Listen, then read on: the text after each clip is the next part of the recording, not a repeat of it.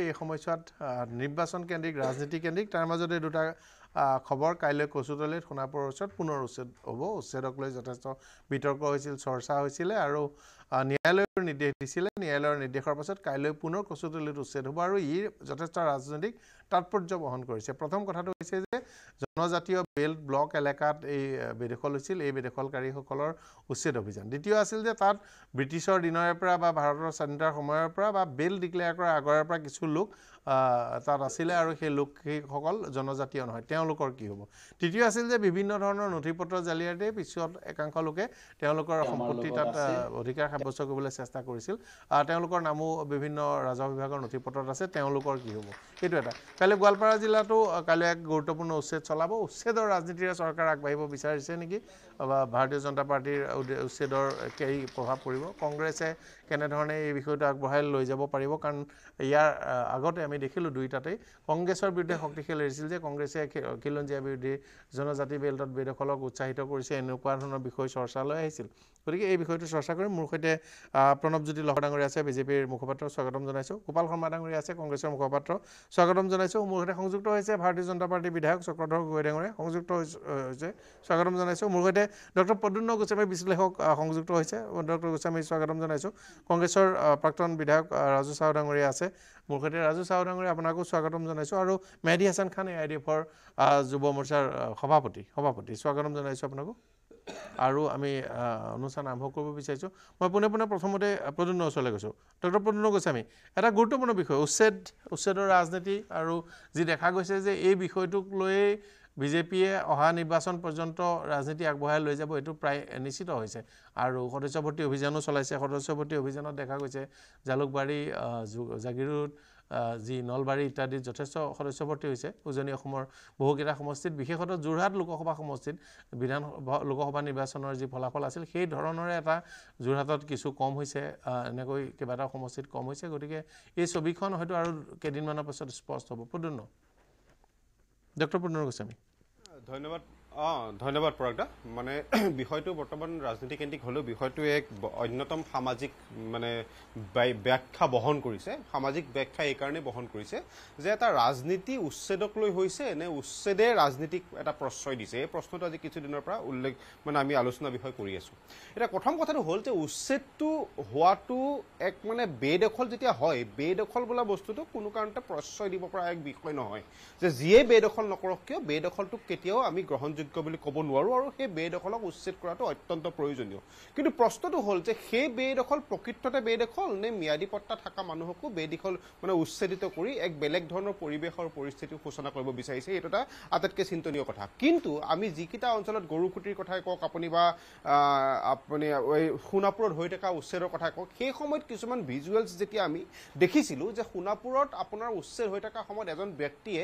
এখন গাড়ীৰ পৰা তেওঁলোক ওলাই গৈছিল তেওঁক সোধা হৈছিল যে আপুনি এই অঞ্চলটোতে কেতিয়া আহিছে তেতিয়া কৈছে যে এই অঞ্চলটোলৈ মোৰ ককা 10 বছৰমানৰ আগতে আহিছিল আমাৰ পুৰণা ঘৰ আছে বেলেগত সেই ভিজুৱেলটো চাগে আপোনালোকৰ লগত আছে গতিকে আমি এটা কথা একেবাৰে ওলাই কৰিব নোৱাৰোঁ যদিও প্ৰকৃত খিলঞ্জীয়া মানুহ তাৰ পৰা উচ্ছেদিত হৈছে কিন্তু এটা পৰ্চন এটা শতাংশই যে বেদখল কৰিছে ভূমিসমূহ এইটো অত্যন্ত গুৰুত্বপূৰ্ণ কথা আৰু এই বেদখল মানুহখিনিক উচ্ছেদিত কৰিবলৈ যাওঁতে কোনো ক্ষেত্ৰত ৰাজনীতি হোৱাটো কিন্তু কেতিয়াও প্ৰশ্ৰয় দিব পৰা নাযায় প্ৰশ্ৰয় দিয়াটো উচিত কথা নহয় গতিকে উচ্ছেদক সমৰ্থন কৰোঁ কিন্তু উচ্ছেদৰ নামত চলা ৰাজনীতিক কিন্তু কোনো কাৰণতে সমৰ্থন নকৰোঁ কাৰণ উচ্ছেদৰ নামত খিলঞ্জীয়া তাত প্ৰকৃততে ম্যাদী পট্টা থকা মানুহক কিন্তু উচ্ছেদিত কৰাটো কেতিয়াও সমৰ্থনযোগ্য হ'ব নোৱাৰে কিন্তু তাত যদি প্ৰকৃততে বেদখল ভূমি বেদখল কৰিছে কোনো ব্যক্তিয়ে সেই ব্যক্তিক কিন্তু তাৰ পৰা উচ্ছেদিত কৰাটো আমি একান্ত মানে সমৰ্থনযোগ্য বা সমৰ্থন কৰোঁ এতিয়া অসমৰ যদি ৰাজনৈতিক প্ৰসংগটো আহে অসমৰ ৰাজনৈতিক প্ৰসংগটো মোৰ দৃষ্টিত আজি কিছুদিনৰ পৰা দুটা ভিন্ন কোণত অৱস্থিত হৈছে এটা কোণ হৈছে সমগ্ৰ খিলঞ্জীয়া মানুহখিনিক লৈ এক প্ৰকাৰ ৰাজনীতি আৰু এটা হৈছে মানে তাৰ এটা বিপৰীত ৰাজনীতি এনেকুৱা এটা নেৰেটিভ তৈয়াৰ কৰিবলৈ যত্ন কৰা হৈছে বা এনেকুৱা এটা নেৰেটিভ অসমৰ ৰাইজৰ মাজলৈ আনিবলৈ যত্ন কৰা হৈছে যে বৰ্তমানৰ বিজেপি চৰকাৰখন খিলঞ্জীয়াৰ পক্ষত আছে বা খিলঞ্জীয়াৰ হকে তেওঁলোকে কাম কৰি যাব কিন্তু এটা প্ৰশ্নটো হৈছে খিলঞ্জীয়াৰ হকে কাম কৰি যাবলৈ লওঁতে দুটা প্ৰসংগ অত্যন্ত গুৰুত্বপূৰ্ণ হৈ পৰিছে এটা প্ৰসংগ হৈ পৰিছে 6 নং দফাৰ ৰূপায়ণ আৰু দ্বিতীয় প্ৰসংগটো হৈছে NRC পুনৰ নিৰীক্ষণ কৰি তাক এটা বেছ ডকুমেণ্ট হিচাপে অসমত প্ৰতিষ্ঠিত কৰাটো এতিয়া 6 নং দফাৰ ৰূপায়ণৰ ক্ষেত্ৰত কিছুদিনৰ আগতে আপোনাৰ ডক্টৰ হিমন্ত বিশ্ব শৰ্মা চৰকাৰৰ কেবিনেটে এটা সুন্দৰ সিদ্ধান্ত ল'লে যে 6 নং দফাৰ 57টা ইমপ্লিমেণ্টেশ্যন যিকেইটা কেন্দ্ৰৰ অধীনত নহয় অসম চৰকাৰে ল'ব পাৰে সেইকেইটা ৰূপায়ণ কৰিব 2025ৰ ভিতৰত ই এক সুন্দৰ পদক্ষেপ কিন্তু প্ৰশ্ন আহিছে NRC-খনৰ পুনৰ নিৰীক্ষণৰ ক্ষেত্ৰত এই চৰকাৰখনে কিয় বাৰেপতি পিছ পৰি থাকে আমি বহুত আগৰ পৰা প্ৰশ্ন উত্থাপিত কৰিছো সেই সময়ত 1997তো গৃহমন্ত্ৰীয়ে কেন্দ্ৰীয় গৃহমন্ত্ৰীগৰাকীয়ে লোকসভাত আপোনাৰ তথ্য দিছিল যে প্ৰায় 40 লাখ সন্দেহজনক বাংলাদেশী লোক অসমত আছে এটা বহুতেই ক'ব বিচাৰে যে সন্দেহজনক শব্দটো অসমৰ সমাজ জীৱনৰ পৰা নাইকিয়া কৰিব লাগে মই কিন্তু এই কথাটো কেতিয়াও নাইকিয়া কৰা প্ৰসংগটো একমুখে নাইকিয়া কৰক বুলি পেলাই ক'ব নোৱাৰো কিয় ই অসমৰ সমাজ জীৱনৰ অবিচ্ছেদ্য অংগ কাৰণ এজন কেন্দ্ৰীয় গৃহমন্ত্ৰীয়ে লোকসভাত ইয়াৰ সপক্ষে যুক্তি প্ৰদৰ্শন কৰি থৈ দিছে পৰৱৰ্তী সময়ত NRC-খন ওলাল আৰু NRC-খনত সেই নাগৰিকৰ সংখ্যাটো 18-19 লাখ মানৰ ভিতৰত ওলাল গতিকে প্ৰত্যেকে এক সন্দেহ প্ৰকাশ কৰিছিল যে গৃহমন্ত্ৰীৰ তথ্যতকৈ NRC-ত ওলোৱা তথ্যটোৱে কিন্তু বহুখিনি ক্ষেত্ৰত অমিল আছিল সেই ক্ষেত্ৰত সেই কাৰণে বহু ব্যক্তিয়ে এই কথাটোৰ পৃষ্ঠপোষকতা মানে এই পক্ষটো মানে আপোনাৰ বিচাৰিছিল যে NRC-খনৰ পুনৰ নিৰীক্ষণ হৈ পেলাই তাক এটা বেছ ডকুমেণ্ট হিচাপে লওক কিন্তু আজিলৈকে NRC-খনৰ পুনৰ নিৰীক্ষণৰ ক্ষেত্ৰত চৰকাৰখনে কোনো ধৰণৰ ব্যৱস্থা কৰা নাই এতিয়া 6 নং দফাটো ইমপ্লিমেণ্টেশ্যন যেতিয়া কৰিবলৈ যাব 6 নং দফাটো যেতিয়া ৰূপায়ণ কৰিবলৈ যাব তাত আটাইতকৈ ডাঙৰ প্ৰশ্নটো আহিব যিটো বিপ্লৱ শৰ্মা আয়োগে প্ৰস্তাৱ আগবঢ়াইছে যে মানে আপোনাৰ খিলঞ্জীয়া লোক এটা খিলঞ্জীয়া লোকৰ সেই ডেফিনেশ্যনটো সেই সংজ্ঞাটো মানি চলিবলগীয়া হ'লে আমাৰ হাতত এটা তথ্য লাগিব আমাৰ হাতত এটা ডকুমেণ্ট লাগিব যিখন ডকুমেণ্টৰ ওপৰত ভিত্তি কৰি আমি 1951ৰ আগৰ সেই লোকসকলক খিলঞ্জীয়া হিচাপে নিৰ্বাচিত কৰিব পাৰিম সেই তথ্যটো আমাৰ হাতত আছে কি 1951ৰ যিখন NRC আছে সেইখন NRC কিমান বিশৃংখলতা আছে আপোনালোকে সকলোৱে জানে 1951ৰ ভোটাৰ লিষ্টতো সেই বিশৃংখলতা আছে গতিকে আমাৰ হাতত ঠাউকতে পোৱা ডকুমেণ্ট বুলি যদি কয় এটাই ডকুমেণ্ট আছে 1600 কোটি টকাৰ NRC-খন এই 1600 কোটি টকা খৰচ কৰিব নাই NRC-খনক যে আমি প্ৰকৃত ৰূপত এক পুনৰ গঠন কৰি তাক এক বেছ ডকুমেণ্ট হিচাপে লৈ 6 নং দফা ৰূপায়ণৰ প্ৰক্ৰিয়াটো আৰম্ভ কৰোঁ ই নিশ্চিতভাৱে ফলপ্ৰসূ হ'ব গতিকে সকলো ভাল কামৰ লগতে এই NRC আপডেশ্যনৰ কামটো যদি প্ৰপাৰলি নকৰে বাকীবিলাক কথা কিন্তু মোৰ মতে কিমান দূৰ সফল ৰূপায়ণ হ'ব মোৰ তাত সন্দেহ আছে গতিকে মোৰ বিনম্ৰ অনুৰোধ 20% সীমান্ত এলেকাত ভেৰিফিকেশ্যনৰ কথা আছিল কিছু এলেকাত 10% 20% আৰু নিশ্চিত দাবী আছিল 100% পৰ্যন্ত সীমান্তৱৰ্তী জিলা একজেক্টলি তাৰমানে কেইখনমান জিলাতটো 100% পুনৰ নিৰীক্ষণ হ'ব লাগে আৰু বাকীখিনিতো 10% এক বছৰমান যদি এটা সময় লৈ লোৱা হয় এবছৰমান সময় ল'লে আৰু নিষ্ঠা সহকাৰে যদি লোৱা যায় এই কামটো কিন্তু সম্পূৰ্ণৰূপে কৰি দিব পৰা যাব গতিকে মোৰ সেইটোৱে অনুৰোধ সেইখন আমাৰ পুনৰ নিৰীক্ষণ কৰি বেছ ডকুমেণ্ট হিচাপে নোহোৱালৈকে আমাৰ বাকীবোৰ কথা ফলপ্ৰসূ ইমপ্লিমেণ্টেশ্যন ক'ব পৰা নাযায় চক্ৰধৰ গগৈ ডাঙৰীয়া উচ্ছেদেৰে আৰম্ভ কৰিছে নিৰ্বাচনমুখী যাত্ৰা সদস্য ভৰ্তি চলি আছে কিন্তু সদস্য ভৰ্তি আপোনালোকে 25 তাৰিখে সমাপ্ত কৰাৰ কথা আছিল 5 দিনলৈ বঢ়াইও দিবলগীয়া হৈছে এই পৰ্যন্ত পূৰ্বৰ যিটো আপোনালোকৰ সদস্যৰ সংখ্যা সেই সংখ্যা অতিক্ৰম স্পৰ্শ কৰিব পৰা নাই চক্ৰ গগৈ নাই সেইটো একেবাৰে ভুল কথা আপুনি যেটো উল্লেখ কৰিলে মই প্ৰথম উচ্ছেদৰ ৰাজনীতিৰ কথাটোলৈকে আহোঁ ভাৰতীয় জনতা পাৰ্টিয়ে অন্তত আজি সময়ছোৱাত বৰ্তমানৰ সময়ছোৱাত উচ্ছেদক লৈ আমি ৰাজনীতি কৰিব লগা একো নাই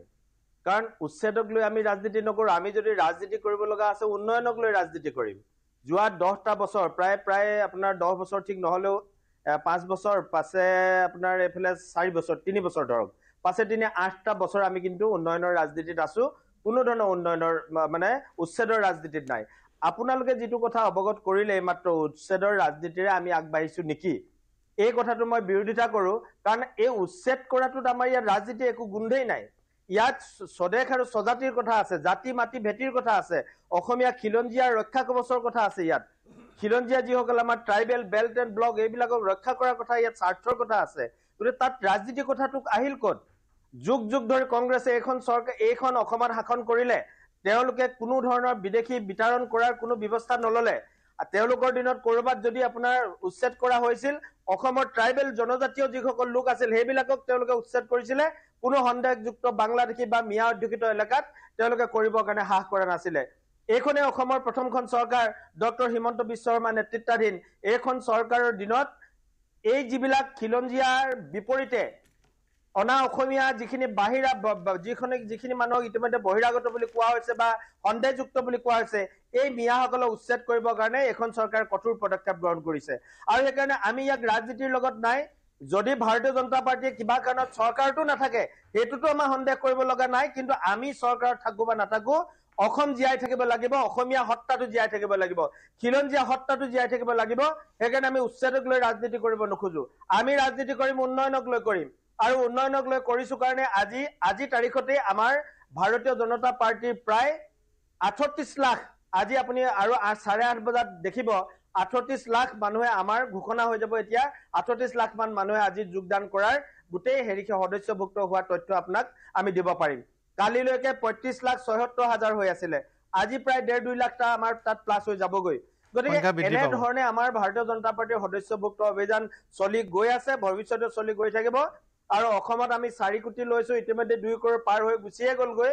আৰু তেনেধৰণে আৰু আগবাঢ়ি গৈ থাকিব। গতিকে ভাৰতীয় জনতা পাৰ্টিৰ প্ৰতি ৰাইজৰ আস্থা আৰু বিশ্বাস আছে, এইখিনি সদায় চলি আপুনি থাকক সংযুক্ত হৈ। ৰাজু চাহুৰ ওচৰলৈ গৈছোঁ, কংগ্ৰেছৰ এটা প্ৰতিক্ৰিয়া লৈ লৈছোঁ।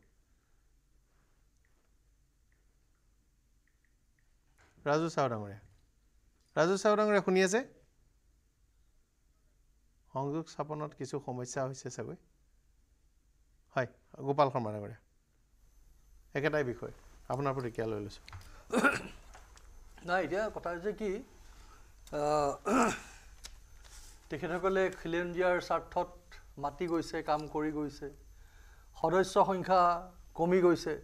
এতিয়া কথাবিলাক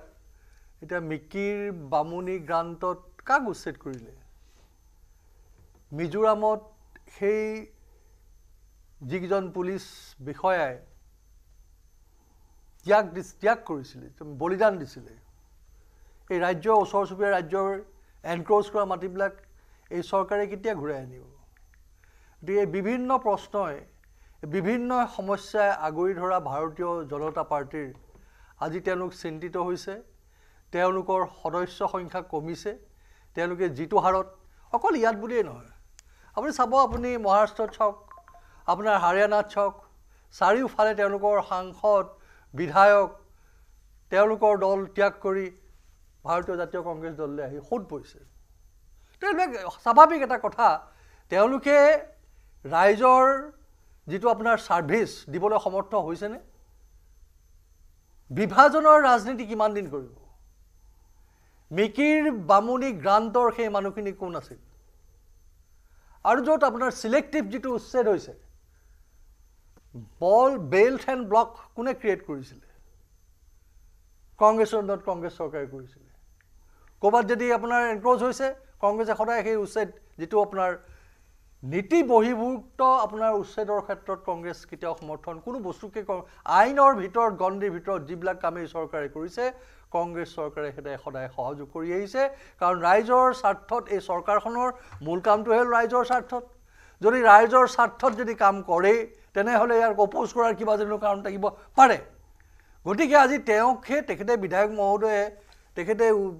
যিধৰণে কথাখিনি কৈছে, তেখেতৰ কথা কওঁতেই কৈছোঁ যে তেওঁলোক ৱৰিড, এই কথাখিনি আপোনাৰ প্ৰতিস্ফুট হৈছে, মানে ইট ৰিফ্লেক্টেড। গতিকে আমি আছোঁ, চৰকাৰে ভাল কাম কৰি যাওক।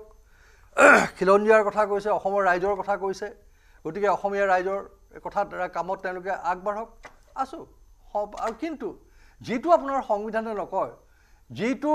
আপোনাৰ আইনৰ গণ্ডিত নপৰে, তেনেকুৱা ধৰণৰ কাম কৰিলে কংগ্ৰেছে সদায় অপ'জ কৰিব ৰাইজৰ স্বাৰ্থত। হয়, প্ৰণৱ, মই প্ৰথমতেতো এটা বিষয়ৰ ওপৰত পৰাগদা ক'ব বিচাৰোঁ যে সদস্য সংখ্যক সকলোৱে কমি আছে বুলি কৈছে। মই সদস্য সংখ্যা কমি থকাৰ অৰ্থটো বুজি পোৱা নাই। কাৰণ আমাৰ 2014-ত যেতিয়া ৰিনিউৱেল হৈছিল, আমাৰ এটা বিজেপিৰ এটা পৰম্পৰা আছে, ৰিনিউ কৰে। হয়, ৰিনিউ কৰি থাকে, ৰিনিউ কৰে। তো 2014-ত আমাৰ 30 লাখ আছিলে, আৰু 2019-ত আমাৰ বোধহয় 18 লাখ আছিলে। চ' 2018-ত ৰিনিউ হোৱা, 2019-ত ৰিনিউ হোৱা নাছিলে, নতুনকৈ মেম্বাৰশ্বিপ হৈছিলে, মানে পুৰণাখিনি আছিলে, এটা বিশেষ সদস্য ভৰ্তি অভিযান আৰম্ভ হৈছিলে। ঠিক তেনেকৈ 6 বছৰ মূৰত আকৌ এইবাৰ আৰম্ভ হৈছে। তো ৰিনিউ যোনটো আমাৰ সদস্য ভৰ্তি অভিযান থাকে, সেইটো প্ৰায় 3 মাহ দিন চলে। আৰু আমাৰ আজি এইবাৰ সদস্য ভৰ্তি অভিযানটো আৰম্ভ হৈছে 2 তাৰিখৰ পৰা। 2 তাৰিখৰ পৰা আজি 23 দিন, 22 দিন, বা আমি এতিয়ালৈকে আমাৰ ৰিপৰ্টটো অহা নাই, আমি 20 দিন বুলিয়ে ধৰিলোঁ। 20 দিনত আমাৰ হৈছেগৈ অলমষ্ট 40 লাখ, 40 লাখ। কমিল কেনেকৈ? প্ৰথম শব্দটো হ'ল সদস্য সংখ্যাটো কমিল কেনেকৈ? আমাৰ ইমান দিনতে আমি আপোনালোকৰ পৰা শুনি আছিলোঁ যে আপোনালোকৰ 57 লাখ পৰিয়ালৰ সদস্য আছে বুলি মাজতেতো আমি যিটো শুনো সেইটোৱে কয় বৃহত্তম পৰিবাৰ বুলি কৈ আছে মই নাজানো মানে 57 লাখটো মানে মই অফিচিয়েলটো কৈছো কৈ থাকে অফিচিয়েলটো কৈছো মোৰ হাতত যিখিনি তথ্য আছে 48 লাখ 48 লাখ সদস্যটো মানে যোনটো অফিচিয়েল তথ্য তাৰ পিছত যদি আকৌ সদস্য হৈছে নাজানো মই আপোনাক বছৰ অনুযায়ী কৈছো যে 2014 ত আমাৰ 30 লাখ সদস্য হৈছিলে 2019 এটা বিশেষ মেম্বাৰশ্বিপ অভিযান হৈছিলে তাত আকৌ এনাদাৰ 18 লাখ এড হৈছিলে 30 ৰ লগত 18 লাখ এড হ'ল হয় 48 লাখ তো তাৰ মাজত যদি আকৌ যদি আপোনাৰ 20 যদি ইলেকশ্যনৰ আগত কোনোবাই জইন কৰিছে আপুনি জানে যে যোগদানৰ প্ৰক্ৰিয়াটো চলি আছে গতিকে 48 লাখৰ পৰা 57 লাখ হ'বলৈ ধৰক 7-8 লাখ গোটেই অসমত হ'বৰ কাৰণে 4-5 বছৰত হৈ যাব পাৰে 19 ৰ পৰা আপোনাৰ আজি 24 লৈকে এতিয়া কথাটো হৈছিল এইবাৰ হৈছে আপোনাৰ ৰিনিউটো 25 দিনত 20 দিনত আৰু আটাইতকৈ ডাঙৰ কথাটো হ'ল কি এই কথাটো কোনো উনুকিয়াই দিয়া নাই যে আমাৰ এতিয়া অনলাইন মেম্বাৰশ্বিপ হৈ আছে এতিয়াও আমি আমাৰ অফলাইন মেম্বাৰশ্বিপটো লোৱা নাই মানে যিখিনি কাগজত ফৰ্মৰ দিয়া হয় মই নিজে টংলা সমষ্টিৰ তত্ত্বাৱধায়ক হিচাপে যেতিয়া মই কালিলৈকে মোৰ 26000 আছিলে আজি নাজানো আজি কিমান হয় আৰু এই ষ্টুডিঅ'ত বহি থাকোতে আহিব হয়তো ৰিজাল্টটো আহিব 38000 হৈছে এতিয়ালৈকে আৰু 5 দিনলৈ বৃদ্ধি কৰিছে 30 তাৰিখে সামৰণি পৰিব 25 তাৰিখৰ পৰিৱৰ্তন মই দাদা হেতুৱে কৈছো যে এতিয়ালৈকে 26000 হৈছে টংলা সমষ্টিত গতিকে টংলা সমষ্টিত যিখিনি সময়ত বাগান আছে চাহ বাগান য'ত আছে চাহ বাগানত বা আমাৰ অন্যান্য যিখিনি আমাৰ বৰপেটা বা ধুবুৰীত যিখিনি আমাৰ ভিতৰুৱা অঞ্চল আছে তাত ধৰক মোবাইলৰ সংখ্যাটো কম এঘৰ মানে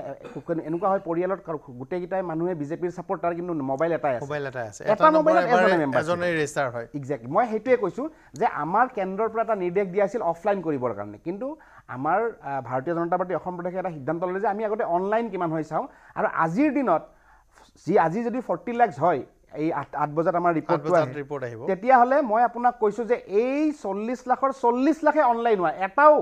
এটাও সিঙ্গেল মেম্বাৰশিপ অফলাইন মানে আমি চাও আমি ৰম আজি বা কাইলৈৰ কাৰণে মেডিয়া আছে ৰাজনীতি প্ৰথমতে উচ্ছেদৰ যেটো কথা চলিছে বিগত এই চৰকাৰখন শাসনত অহাৰ পিছৰে পৰাই তেওঁলোকে বিভিন্ন ঠাইত উচ্ছেদ কৰিছে আমাৰ দলীয় স্থিতি আমি উচ্ছেদৰ বিৰোধী নহয় কিন্তু তেওঁলোকে দেশৰ সংবিধান বা যি উচ্ছেদৰ যি আইন আছে আনুষংগিক যি আইন আছে সেই আইনসমূহক তেওঁলোকে অনুসৰণ নকৰি নিজৰ ইচ্ছামতে একবাৰ ৰাজনৈতিক স্বাৰ্থৰ কাৰণে উচ্ছেদ কৰি আছে যেনেকৈ কচুতলিত যি ঘটনা হৈছে তেওঁলোকে তাৰ আগদিনা নোটিছটো ছাৰ্ভ কৰিছে নিয়ম অনুসৰি তেওঁলোকে অতি কমে 15 দিন আগতে নোটিছটো দিব লাগে ফলত মানুহখিনি যদিও সেই মানুহখিনি আৰু দ্বিতীয় কথা এটা ৰাজ্য এটা কল্যাণকামী এখন গণতান্ত্ৰিক ৰাষ্ট্ৰত চৰকাৰ এখনৰ প্ৰধান দায়িত্বটো হৈছে যে য'ত উচ্ছেদ চলাব তাত যদি ভূমিহীন নাগৰিক আছে তেওঁলোকক পুনৰ্সংস্থাপনৰ ব্যৱস্থা প্ৰথমতে কৰিব লাগে আৰু চৰকাৰখনে এই বিষয়বিলাকত সম্পূৰ্ণৰূপে পিঠি দি তেওঁলোকে এতিয়া একমাত্ৰ পলিটিকেল যেটো ব্ৰাউনি পইণ্ট এই পলিটিকেল ব্ৰাউনি পইণ্টটো স্ক'ৰ কৰাৰ কাৰণে তেওঁলোকে এই উচ্ছেদৰ ৰাজনীতি কৰি আছে হয়তো তেওঁলোকে অনাগত দিনত এই কামটো কৰি যাব হয় ৰাজু চাও সংযুক্ত হৈছে মোৰ সৈতে ৰাজু চাও ডাঙৰীয়া অসমৰ প্ৰাসংগিক ৰাজনীতি উচ্ছেদ বিজেপিৰ সদস্য ভৰ্তি ৰাজু চাও ডাঙৰীয়া হয় হেল্ল' হয় শুনি আছো হয় মানে যিখিনি কথা কৈছে যে তেওঁলোকৰ মেম্বাৰশ্বিপটো চলি আছে লাখ লাখ তেওঁলোকে মেম্বাৰশ্বিপ তেখেতসকলে কৰিছে কংগ্ৰেছ দলেও অলপতে মেম্বাৰশ্বিপ কৰিলে আৰু বিভিন্ন বুথ লেভেলৰ মণ্ডল লেভেলৰ যিখিনি সভা সমিতি যিবিলাক আছে সেই সভা সমিতিবিলাকৰ কংগ্ৰেছ দলৰো চলি আছে গতিকে তেওঁলোকে কৰক বাৰু তেওঁলোকে মেম্বাৰশ্বিপ চলাইছে কেনেকৈ কি হৈছে অনলাইন চলাইছে কিমান কি হৈছে নহৈছে সেই গোটেইখিনি কথা সময়তহে ক'ব পৰা যাব আৰু উচ্ছেদৰ বিষয়ে যিখিনি কথা কৈছে উচ্ছেদটো তাৰ মানে আচলতে আইনগতভাৱে হ'ব লাগে সাংবিধানিকভাৱে হ'ব লাগে কোনো এটা জাতি জনগোষ্ঠীক বিশেষভাৱে টাৰ্গেট কৰাটো নিশ্চয় ভাল নহয় মানে আইনগতভাৱে তেখেতসকলক উচ্ছেদ কৰক তেওঁলোকক জাননী দিয়ক আৰু যিবিলাক যদি কোনোবা বাংলাদেশী আছে বাংলাদেশীসকলক ধৰি তেখেতসকলক ইয়াৰ পৰা বহিষ্কাৰ কৰক তাত আমাৰ ক'বলগীয়া নাই মানে এই কথাবিলাক আচলতে এই কাৰণেই হৈছে যে আজি এই মূল্যবৃদ্ধিৰ দিনত এই গোটেই কথা বতৰাবিলাক পাহৰাবৰ কাৰণে এটাৰ পৰা এটাৰ পিছত অন্য এটা ইছ্যুলে ডাইভাৰ্ট কৰি চতুৰ অসমৰ মুখ্যমন্ত্ৰী হিমন্ত বিশ্ব শৰ্মা ডাঙৰীয়াই এনেধৰণৰ ৰণকৌশল মানে প্ৰস্তুত কৰি তেখেতসকলে কাম কাজবিলাক চলাই আছে আজি স্মাৰ্ট মিটাৰৰ ক্ষেত্ৰত যি দশা গোটেই অসমতে হৈছে প্ৰত্যেক ঘৰ পৰিয়ালত যিদৰে হৈছে সেই স্মাৰ্ট মিটাৰৰ কথাটো পাহৰাবৰ কাৰণে তেখেতসকলে এনেধৰণৰ বিভিন্ন ৰকমৰ জাতিৰ নামত ধৰ্মৰ নামত বিভিন্ন হেৰিৰ নামত তেখেতসকলে এনেধৰণৰ ৰাজনীতি তেখেতসকলে কৰিছে আজি আমি দেখিছো যে বিশেষকৈ গাঁও অঞ্চলবিলাকত চাহ বাগিচাবিলাকত এতিয়া স্মাৰ্ট মিটাৰৰ নামত যিদৰে তেখেতসকলে মানে মানে তেজ হুহিছে সাধাৰণ দুখীয়া ৰাইজৰ তেজ হুহিছে এইটো চৰম দুৰ্ভাগ্যজনক কথা সেই কথাটো বিজেপিয়ে বুজা উচিত কাৰণ প্ৰত্যেক ঘৰ মানুহৰ পাকঘৰত আজি জুই লাগি আছে ঘৰ চলোৱা দুখীয়া সাধাৰণ মানুহখিনিৰ বিৰাট এটা অসুবিধা হৈছে আৰু এই স্মাৰ্ট মিটাৰে মানুহবিলাকক আৰু বেছি জুৰুলা কৰি দিছে তেওঁলোকে সেই কংগ্ৰেছে ৰাইট টু ফুড এক্ট পাছ কৰিলে আৰু চাউল দিছিলে কংগ্ৰেছে কিমান চাউল দিছিলে যদি 7জন মানুহ আছে 7-5-35 কেজি চাউল দিছিল কিন্তু কংগ্ৰেছে আজি কেই কেজি মান চাউল দি ফালে তেখেতসকলৰ পৰা যিদৰে আজি পিয়াজৰ দাম 70-80 টকা আলুৰ দাম ইমান হৈছে দাইলৰ দাম ইমান হৈছে তেলৰ দাম ইমান হৈছে এই গোটেইবিলাক কথা পাহৰাবৰ বাবে তেখেতসকলে এনেধৰণৰ উচ্ছেদৰ কথা উলিয়াই কেতিয়াবা আৰু অন্য কিবা এটা কথা উলিয়াই লৈ ইছ্যু ডাইভাৰ্ট কৰিবৰ কাৰণে তেখেতসকলে কৰিছে গতিকে কংগ্ৰেছ দল অহা যিটো আমাৰ যিটো বাই ইলেকশ্যন যিটো আছে সেই বাই ইলেকশ্যনতে ইয়াৰ ৰিজাল্টটো পাব বুলি আপুনি ভাবিছে বিলাকতো ইয়াৰ উপযুক্ত প্ৰত্যুত্তৰ বিজেপি দলে পাব ডক্টৰ প্ৰদ্যুম্ন গোস্বামী কিন্তু এতিয়া সন্মুখত এটা কথা ঠিক যে আৰু কেইদিনমানৰ পিছতেই মানে 24টো বাগাৰৰ লগে লগে 25-26ৰ তিনিমাহ পাৰ হ'লেই নিৰ্বাচন গতিকে আৰু এতিয়া নিৰ্বাচনী ৰাজনীতি গতিকে বিজেপিয়ে নিশ্চয় চেষ্টা কৰিব যে বিভিন্ন বিষয়েৰে ভোটাৰক নিজৰ কাষ চপাবলৈ আৰু কংগ্ৰেছে ইতিমধ্যে তেওঁলোকৰ এটা শক্তিশালী লক্ষ্য স্থিৰ কৰিছে কংগ্ৰেছে কেইবাবাৰো যোৱা কেইদিনমানত কৈছে এই বিষয়টো হয় চাওক কথাটো হৈছে কি আপোনাৰ বিগত লোকসভাৰ নিৰ্বাচন যিটো অসমত হৈ গ'ল মই সৰ্বভাৰতীয় প্ৰেক্ষাপটটো কোৱা নাই মানে মই অসমৰ প্ৰেক্ষাপটটো যদি প্ৰথম অৱস্থাত কওঁ যে অসমৰ প্ৰেক্ষাপটত বিগত লোকসভাৰ নিৰ্বাচন যিটো হৈ গ'ল এই নিৰ্বাচনখনত যদিও বিজেপিয়ে 11টাকৈ সিট পালে বা 3টা সিটহে কংগ্ৰেছে পাবলগীয়া বা ইণ্ডিয়াই পাবলৈ সক্ষম হ'ল কিন্তু যোৰহাট সিটটো যিহেতু গৌৰৱ গগৈ ডাঙৰীয়া জিকিলে সেই কথাটোৱে বিজেপিক কিন্তু এটা বিষয়টোৰ ওপৰত ভাবিবলৈ বাধ্য কৰি পেলাইছে আৰু তেওঁলোকে এটা মুখম আঘাত পৰিছে বুলি মই কথাটো ভাবোঁ কাৰণ কিয় ভাবোঁ যে যোৰহাটৰ দৰে এটা খিলঞ্জীয়া অধ্যুষিত আপোনাৰ মানে সমষ্টিত যিটো খিলঞ্জীয়া ৰাজনীতিৰ কথা প্ৰত্যেক সময়তে কৈ থকা হয় সেই সময়ত বিজেপিয়ে হয়তো ভাবিবই পৰা নাছিল যে সেই তেনেকুৱা এটা সমষ্টিত তেওঁলোকে হয়তো পৰাজয় বৰণ কৰিব আৰু এই পৰাজয় বৰণটো মই আগতেও কৈছোঁ এই পৰাজয় বৰণটো মুখ্যতঃ কাৰণ আছিল কিন্তু আপোনাৰ তপন গগৈ ডাঙৰীয়াৰ মানে আপোনাৰ খুব বেয়া পিআৰ এটা খুব ভাল বেয়া পিআৰ এটা পাব্লিক ৰিলেশ্যনৰ কাৰণে তেওঁক সেই সময় মানুহে আপোনাক তেওঁক মানে আপোনাৰ বিচৰা নাছিল যাৰ ফলত গৌৰৱ গগৈ নেতৃত্ব বা গৌৰৱ গগৈ সবল বক্তৃতাই লোকসভাৰ তেওঁৰ যি সবল বক্তৃতা প্ৰদান কৰিছিলে সেই যুৱচামটোক আকৃষ্ট কৰিবলৈ লৈছিল গতিকে প্ৰশ্ন আহিছে যে যোৰহাটত গৌৰৱ গগৈ ডাঙৰীয়াৰ যিটো ঘটনা ঘটিল বা যিটো হ'ল এই ঘটনাতে অসমৰ বাকী 126টা সমষ্টিত বিয়পি পৰিব পাৰে নেকি তেওঁ এটা কথা তেওঁলোকে বাৰেপতি ক'ব বিচাৰে যে প্ৰায় 90টাতকৈ ওপৰৰ সমষ্টিত ডিলিমিটেশ্যনৰ যোগেদি তেওঁলোকে খিলঞ্জীয়াৰ পক্ষত ভোটৰ কথা তেওঁলোকে ভাবিছে কিন্তু খিলঞ্জীয়াৰ পক্ষত ভোটৰ কথা ভাবিলেও যোৰহাটটো এটা খিলঞ্জীয়া অধ্যুষিত মানে আপোনাৰ এটা সমষ্টি আছিল তাতেই তেনেকুৱা এটা ঘটনা ঘটি গ'ল গতিকে এই ঘটনাটো যোৰহাটটোৱে কাইলৈ অসমৰ বাকীবিলাক সমষ্টিটো বিয়পি পৰিব পাৰে নেকি যদি প্ৰকৃত এখন মুখ পায় এখন ফেজ যদি কাউণ্টাৰ ফেজ যদি কংগ্ৰেছে বা ইণ্ডিয়াই দি দিব পাৰে গতিকে কাউণ্টাৰ ফেজ এখন দি দিলে তেনেকুৱা এটা কথা হ'ব পাৰে নেকি গতিকে এই কথাটোৱে যিহেতু শংকিত কৰি তুলিছে বুলি মোৰ বিশ্লেষণত ভাৱ হয় মোৰ কথাত ভাৱ হয় গতিকে তেখেতলোকে ডেফিনেটলি এই কথাটোত খুব যথেষ্ট গুৰুত্ব প্ৰদান কৰিব যে যিকোনো প্ৰকাৰে আমি খিলঞ্জীয়াৰ আত্মবিশ্বাসটোৰ ওপৰত আমি প্ৰতিষ্ঠিত হ'ব লাগিব খিলঞ্জীয়াৰ আত্মবিশ্বাস আমাৰ প্ৰতি ঘূৰি আহিব লাগিব আৰু খিলঞ্জীয়াৰ আত্মবিশ্বাস ঘূৰি আহিবলগীয়া হ'লে খিলঞ্জীয়া মানুহে তেখেতলোকক বিশ্বাস কৰি ভাল পাবলগীয়া হ'লে এই খিলঞ্জীয়াৰ ওপৰত আপোনাৰ খিলঞ্জীয়াক লৈ ৰাজনীতিটো তেখেতলোকে কৰিব লাগিব কাৰণ বিজেপিয়ে এনেকুৱা এটা দল যিটো দল আপোনাৰ হ'ল কি আপোনাৰ বিগত সময়ত মানে আমি দেখিছোঁ যে তেওঁলোকে প্ৰথম অৱস্থাৰ পৰা জাতি মাটি ভেটিৰ কথা কৈ আহিছে জাতি মাটি ভেটিৰ প্ৰসংগৰে ৰাজনীতি আৰম্ভ কৰিছে কিন্তু খিলঞ্জীয়াক লৈ পেলাই তেওঁলোকে গোটেই ৰাজনীতিটো আৰম্ভ কৰিছে বা চলাই আছে গতিকে আজিৰ তাৰিখত এই কথাটোৱে আটাইতকৈ বেছি গুৰুত্ব প্ৰদান কৰিছে যে যোৰহাটক লৈ বা অন্যান্য সমষ্টিত সদস্য ভক্তিক লৈ আৰু এটা কথা সকলোৱে মনত ৰাখিব যে সদস্য ভক্তিৰ সংখ্যাটোৱেই কিন্তু মানুহক মানে এটা দলৰ প্ৰতি সমৰ্থন জনোৱাটো নুবুজায় কেনেকৈ সেইসকল সদস্য ভৰ্তি হৈছে কেনেকৈ মিছ কলটো দি পেলাই হওক বা কেনেকৈ অনলাইন ফৰ্মখন ফিল আপ কৰি ভৰ্তি হৈছে এই বিভিন্নখিনি কথা জড়িত হৈ আছে বা তেখেতলোকক কিমান ইনফ্লুৱেঞ্চত তেওঁলোকে প্ৰকৃততে সেই দলটোৰ মতাদৰ্শৰ প্ৰতি আকৃষ্ট হৈ তাত ভৰ্তি হৈছে নে আপোনাৰ হাৱাত ভৰ্তি হৈছে তেওঁলোকৰ ঢৌত ভৰ্তি হৈছে আকৃষ্টতাত ভৰ্তি হৈছে এই গোটেইখিনি কথা তাৰ লগত হৈ থাকে কাৰণ যিটো আমি বিগত সময়ত লোকসভা নিৰ্বাচনটোত দেখিছিলোঁ যে এখন নিৰ্বাচনী মিটিঙত ইমান মানুহ আহে ইমান সমাৱেশ হয় কিন্তু ভোটৰ ক্ষেত্ৰত যেতিয়া সেই ভোটলৈ কনভাৰ্ট হয় সেই ভোটলৈ কনভাৰ্ট হোৱাৰ লগে লগে কিন্তু কথাটো অলপ বেলেগ হৈ যায় গতিকে এই কথাটোৱে এখন গণতান্ত্ৰিক দেশৰ গণতান্ত্ৰিক প্ৰমূল্যবোধ ৰক্ষাৰ কাৰণে এখন গণতান্ত্ৰিক দেশৰ কাৰণে এইটো কথাক মই বেয়া কথা বুলি কেতিয়াও ক'বলৈ যোৱা নাই কাৰণ যিকোনো ৰাজনৈতিক দলৰ সন্মুখত প্ৰবল প্ৰত্যাহ্বান থকাটো এখন গণতান্ত্ৰিক দেশৰ কাৰণে বাঞ্ছনীয় আৰু কাম্য সেই প্ৰত্যাহ্বানেই এই 2026 ইলেকশ্যনত বা অনাগত লোকসভা মানে যিটো মানে আহিবলগীয়া লোকসভা নিৰ্বাচনত আহিব বা আহি গ'ল এই কথাটোৱে কিন্তু গণতান্ত্ৰিক এখন দেশৰ কাৰণে প্ৰমূল্যবোধ ৰক্ষাৰ কাৰণে এক অত্যন্ত গুৰুত্বপূৰ্ণ কথা যিটো অত্যন্ত ইতিবাচক লক্ষণ হয় চক্ৰ গগৈ ডাঙৰীয়া না আমি ৰাজনৈতিক দল হিচাপে অসমত যেনেকুৱা যি প্ৰত্যাহ্বান নাহক কিয় আমি সেই প্ৰত্যাহ্বানৰ মুখামুখি হ'বৰ কাৰণে ভাৰতীয় জনতা পাৰ্টি সদা প্ৰস্তুত আৰু আমি সদা জাগ্ৰত দল আমি নিৰ্বাচন কেন্দ্ৰিক ৰাজনীতি কৰা দল নহয় আমি সদায় জাগ্ৰত হৈ থাকো যিকোনো মুহূৰ্তত আমি যাতে এটা নিৰ্বাচনৰ মুখামুখি হ'ব পাৰোঁ তেনেকুৱা অৱস্থাৰ আমি সক্ৰিয় ৰূপত আমাৰ দলৰ কাৰ্যকৰ্তাসকলে কাম কৰি থাকে আৰু দলৰ পৰা তেনেকুৱা ধৰণৰ নিৰ্দেশনা থাকে আৰু আপুনি চৰকাৰখনৰ ক্ষেত্ৰতো যদি আপুনি চাই দেখিব যে চৰকাৰখনেও নিৰন্তৰ নিৰবিচ্ছিন্নভাৱে বিৰাম বিশ্ৰামহীনভাৱে চৰকাৰখনে কাম কৰি গৈ আছে যাতে আমাৰ দলৰ কাৰ্যকৰ্তাই হওক আমাৰ বিষয়া MLA কোনো যাতে জিৰণিত বহি থাকিব নোৱাৰে সকলো যাতে জাগ্ৰতভাৱে কাম কৰি থাকক সমৰ্পিত ভাৱনাৰে ৰাষ্ট্ৰ নিৰ্মাণত আগবাঢ়ি যাওক এই ভাৱনাৰে আমি কাম কৰি থাকে আমি এইবিলাকক লৈ চিন্তিত নহয় আজি যোৰহাটৰ কথা সন্মানীয় ব্যক্তিগৰাকীয়ে উল্লেখ কৰিলে যোৰহাটত হাৰি যোৱাৰ কাৰণে আজি ভাৰতীয় জনতা পাৰ্টি কিবা চিন্তিত কিন্তু আমিতো একেটা সময়তে ক'ব পাৰো যে কৰিমগঞ্জৰ দৰে চিটটো আমি দখল কৰিছো য'ত এটা মিয়া অধ্যুষিত এলেকা হয় তাতোতো আজি আমি জয়যুক্ত হৈ আহিছো গতিকে ইয়াত নতুন কিবা একো নাই যে ক'ৰবাত জিকিছো ক'ৰবাত হাৰিছো ৰাজনীতিত এইটো থাকি যায় কিন্তু আমি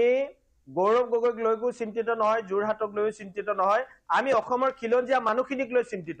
এই মানুহখিনিক আমি কেনেকৈ ৰক্ষণাবেক্ষণ দিম অনাগত ভাৰতীয় জনতা পাৰ্টিৰ চৰকাৰ থাকক নাথাকক কিন্তু অসমত খিলঞ্জীয়াৰ প্ৰভুত্ব থাকিব লাগিব খিলঞ্জীয়া ট্ৰাইবেলসকল জীয়াই থাকিব লাগিব খিলঞ্জীয়া জনগোষ্ঠীখিনি জীয়াই থাকিব লাগিব লাগিলে তেওঁলোক গাঁৱতেই বাস কৰক বা বাগিচাতেই বাস কৰক তেওঁলোকক আমি সতৰ্ক কৰি তেওঁলোকক ৰক্ষণাবেক্ষণ দি জীয়াই ৰখাটো আমাৰ কাম আৰু সেইকাৰণে আজি মাননীয় মুখ্যমন্ত্ৰী ডাঙৰীয়াই খিলঞ্জীয়া জাতি জনগোষ্ঠীৰ সৰ্বাংগীন বিকাশ আৰু উন্নয়নৰ বাবে বাট পথৰ পৰা আৰম্ভ কৰি দলং ঘাট নিৰ্মাণ কৰি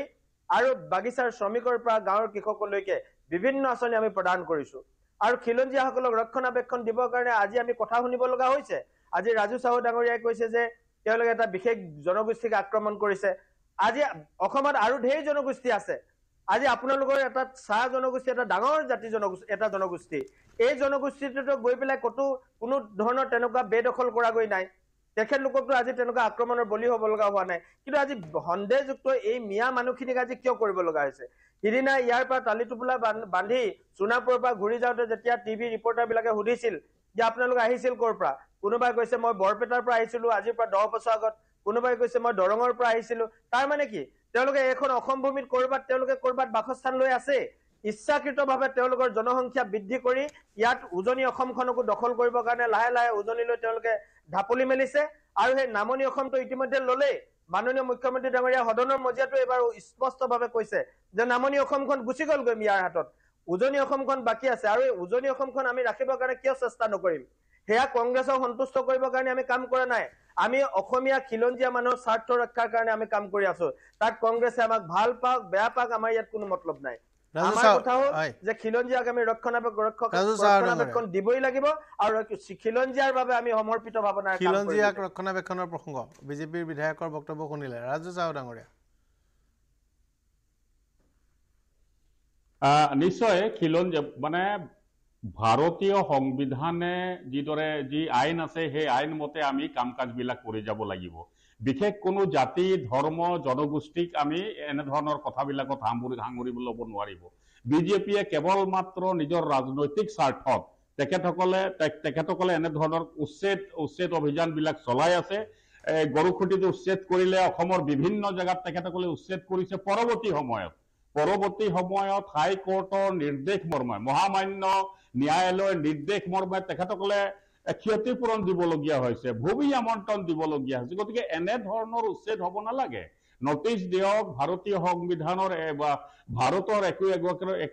একোগৰাকী নাগৰিক হয় তেখেতসকলক এনে ধৰণৰ কাম কাজৰ ক্ষেত্ৰত তেখেতসকলক সুবিধা দিয়ক। চক্ৰ গগৈ ডাঙৰীয়াই কৈছে যে মানে একদম বিজেপি দল একদম মহা জাগ্ৰত দল আৰু চৰকাৰে কাম কৰিছে। চৰকাৰে বিশেষ একো কাম কৰা নাই। চাহ বাগানৰ কাৰণে যিবিলাক প্ৰতিশ্ৰুতি দিছিলে এটাও কিন্তু প্ৰতিশ্ৰুতি তেখেতসকলে পূৰণ কৰা নাই। ক'ত গ'ল 351 টকা হাজিৰা, ক'ত গ'ল মাটিৰ পট্টা দিয়াৰ ব্যৱস্থা? আজি বাগিচা আমি বিনামূলীয়া কানেকশ্যন দিলো বিজুলী, আপুনি দেখিছেনে নাই? পৰিয়ালবিলাক আপুনি দেখিছেনে নাই? মই কোৱা নাই, মোক ক'বলৈ দিয়ক। বাগিচা যে মডেল হাই স্কুল বনাই আছে আপুনি আমি দেখিছেনে নাই? ৰাজু চাহ ডাঙৰীয়া বক্তব্য শুনিলো। চক্ৰ গগৈ ডাঙৰীয়া আপোনাৰ ওচৰলৈ সময়ত আকৌ আহিম, সময়ত পুনৰ আহিম আপোনাৰ ওচৰলৈ। কেনেকে চলি আছে আপুনি জানে? এই ইনফ্ৰাষ্ট্ৰাকচাৰ দিলেই নহব, তাত টিচাৰ থাকিব লাগিব, তাত মানে শিক্ষক শিক্ষয়িত্ৰীসকল থাকি, ক'ত হিন্দী মিডিয়ামৰ টিচাৰ আহিলে, ক'ত বেংগলী মিডিয়ামৰ টিচাৰ আহিলে, বিভিন্ন মিডিয়ামৰ টিচাৰ বিলাক দালি টুকুৰা মাৰি লৈ ফালে তেখেতসকলে আজি এনে ধৰণৰ কাম কাজ বিলাক তেখেতসকলে চলাই আছে। গতিকে মাটিৰ পট্টা দিয়া কথাটো কি হ'ল? 351 টকা হাজিৰা দিয়াৰ কথাটো কি হ'ল? আজি আপোনালোকে যে মাটিৰ দালাল বিলাকক এৰেষ্ট কৰিছিলে, আজি শ দালালক ধৰি আপোনালোকে জেলত ভৰালে। কিন্তু আমি দেখিছো যে বিজেপিৰ বেছিভাগ সদস্যাই আজি চাহ বাগিচা বিলাক ক্ৰিয় কৰি আছে, চাহ বাগিচা বিলাক কিনি আছে। কিন্তু চাহ বাগিচা আজি যে অৱস্থা বেয়া, সেই কথাটো বিজেপি দলে কিহৰ কাৰণে চিন্তা নকৰে? চাহ বাগিচা যে আজি একদম মানে মৃত্যু ঘণ্টা বাজি আছে, সেই কথাটো বিজেপি দলৰ দায়িত্ব নহয় নেকি? আজিলৈকে কিহৰ কাৰণে চাহৰ ফ্ল'ৰ প্ৰাইচটো ঠিক কৰিব পৰা নাই? ক্ষুদ্ৰ চাহ খেতিয়কসকলৰ বাবে কিহৰ কাৰণে এমএছপি দিব পৰা নাই? আজি 1 কোটি মানুহক চাহ বাগিচাই জীয়াই ৰাখিছে। গতিকে আপোনালোকে এইখিনি কাম কিহৰ কাৰণে কৰা নাই? আজি 1 কোটি মানুহৰ ঘৰত চৌকা জ্বলি আছে মানে এই চাহ বাগিচাৰ পৰা। গতিকে আপোনালোকে এইখিনি কাম কৰক, ফ্ল'ৰ প্ৰাইচটো ঠিক কৰি দিয়ক। গোটেই যিটো মানে চাহৰ পৰা যি হেৰি হয় লাভটো দালাল বিলাকে খাই আছে। মালিক বিলাকে টকাটো পোৱা নাই, দালাল বিলাকে চাহৰ গোটেই মানে হেৰিটো তেখেতসকলে খাই আছে। গতিকে আপোনালোকে এইখিনি চকু দিয়ক, কাম কৰক, নহলে অনাগত সময়বিলাকত এই 10টা বছৰত চাহ বাগিচা এতিয়া চাহ ডাঙৰীয়া আপুনি আমাৰ সৈতে সংযুক্ত হৈ থাকক। হয়, প্ৰণৱজ্যোতি লহকৰ। মানে চাহু ডাঙৰীয়ালৈ এটা পোনপটীয়া প্ৰশ্ন, সন্মানীয় ৰাজু চাহু ডাঙৰীয়া, আপুনি ক'লে যে বিজেপিৰ সদস্যসকলে চাহ বাগান কিনি থকা শব্দটো কোৱা যেন পালো মই।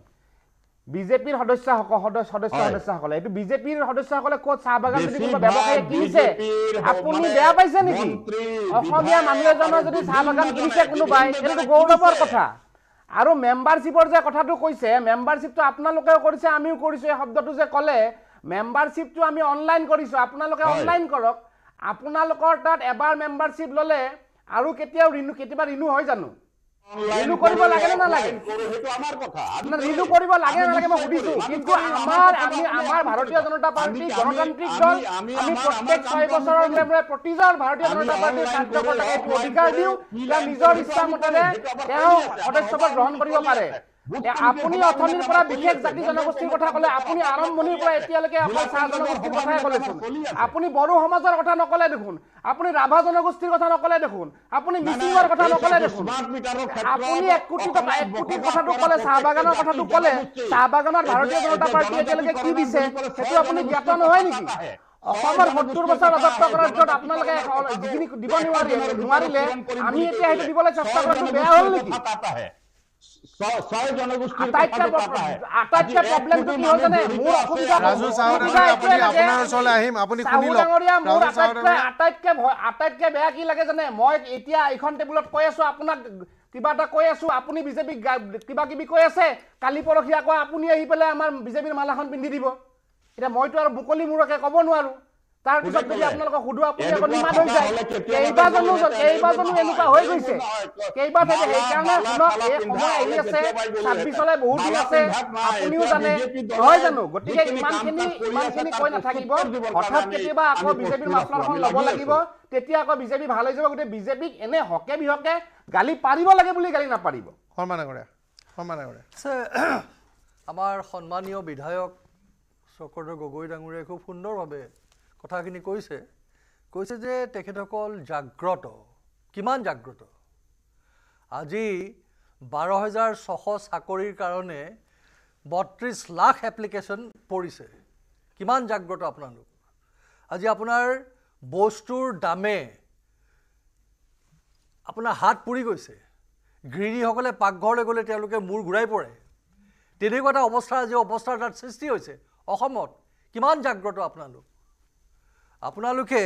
অকল জাগ্ৰত হ'বলৈ নহ'লে আপোনালোকে সকলোকে লৈ চলাৰ কথা কয় কিমানক আপোনালোকে লৈ চলিছে কথাটো হৈছে তাতহে আহিছে আপোনাৰ আজি এই যে আপোনাৰ বিভিন্ন আপোনাৰ যে এইবিলাক আপোনাৰ ঢাকিবৰ কাৰণে আজি আপোনালোকে মহিলাসকলক 1250 টকাৰ আপোনাৰ যিটো আপোনাৰ মাহেকীয়া যিটো আপোনাৰ দিছে তাত মানে অৰুণোদয় আঁচনিৰ জৰিয়তে তেওঁলোককো কিয় আপোনাৰ ওপৰলৈ দুপে ওপৰলৈ যাবলৈ সুবিধা কৰি দিব পৰা নাই